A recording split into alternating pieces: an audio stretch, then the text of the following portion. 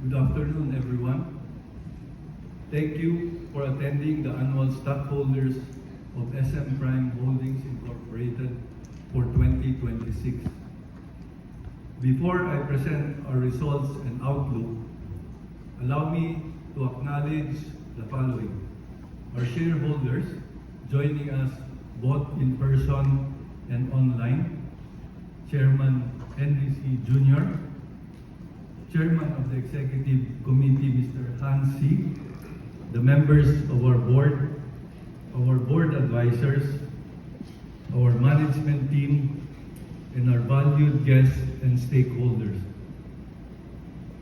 In many respects, 2025 tested the limits of our resilience. We began the year expecting stronger growth and improved outcomes because of solid macro fundamentals and election-related spending.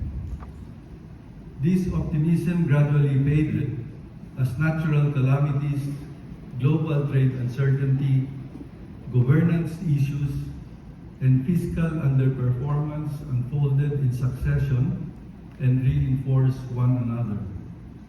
Together, they created a more challenging backdrop and weakened market confidence.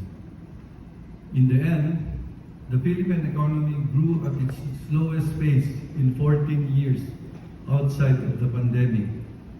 Our country's transition to upper middle income class was also delayed. Amidst these headwinds, SM Prime remained disciplined and adaptive.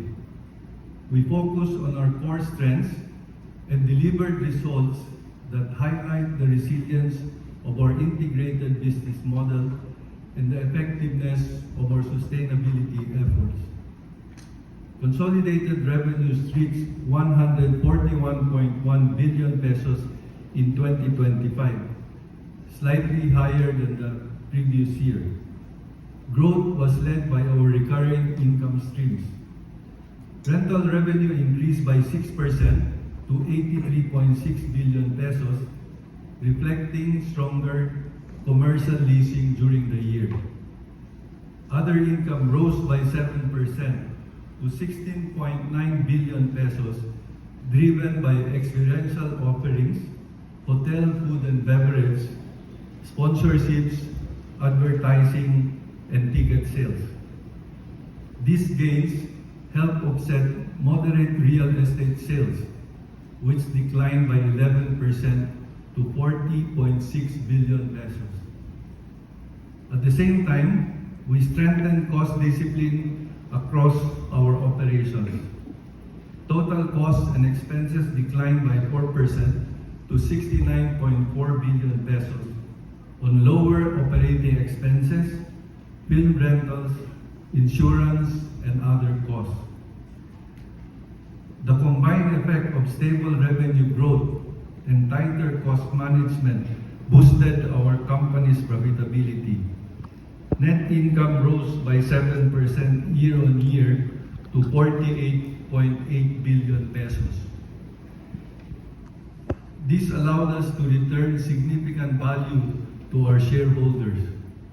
In 2025, we paid out approximately 13.9 billion pesos in cash dividends, representing 48 centavos per share. We also spent over 1.2 billion pesos on our share buyback program. These returns were generated by strong cash flows from our mall, hotels, and convention center businesses.